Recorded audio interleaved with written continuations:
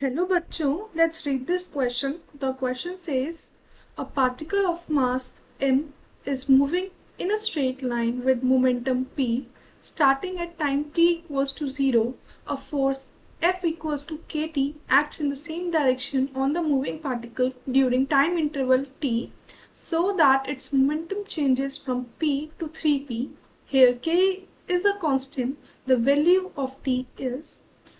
Question में हमें given है कि एक पार्टिकल है जिसका मास m है, वो एक स्ट्रेट लाइन पर मूव कर रहा है। स्टार्टिंग जो मोमेंटम है उसका p है, जो कि टाइम t इक्वल्स टू 0 पे हमें गिवन है।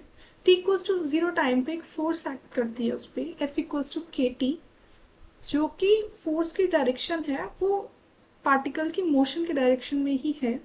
तो जो पार्टिकल का मोमेंटम है वो p से 3p चेंज हो जाता है। तो हमें बताना है वैल्यू ऑफ कैपिटल T। की कंसेप्ट,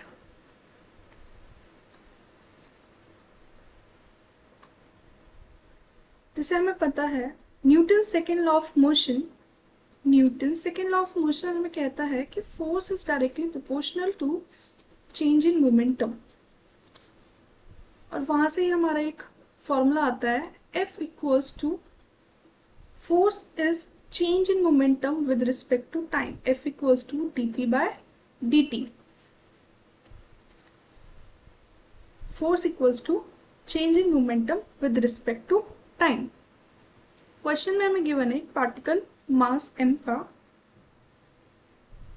इसका मास m है, ये मूव कर रहा है इस डायरेक्शन में एक स्ट्रेट लाइन में।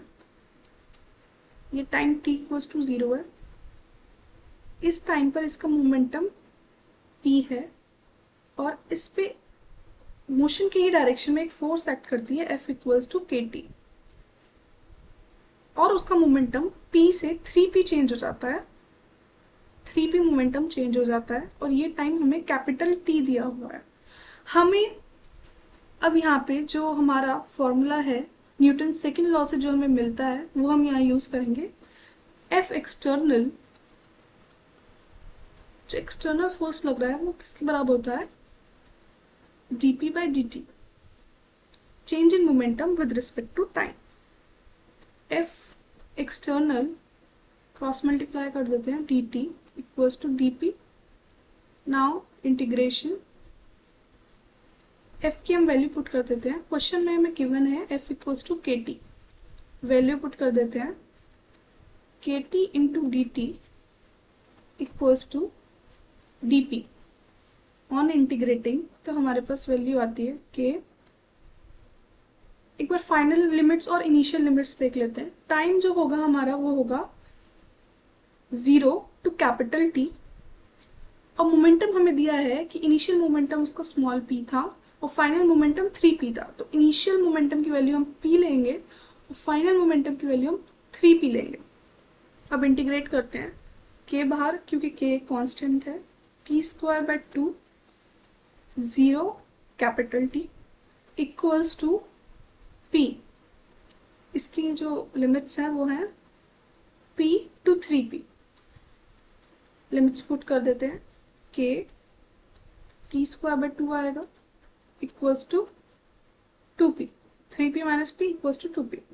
तो यहाँ से हमारी t स्क्वायर की वैल्यू निकाल लेते हैं, t square equals to 4p by k and t equals to 2 under the root p by k.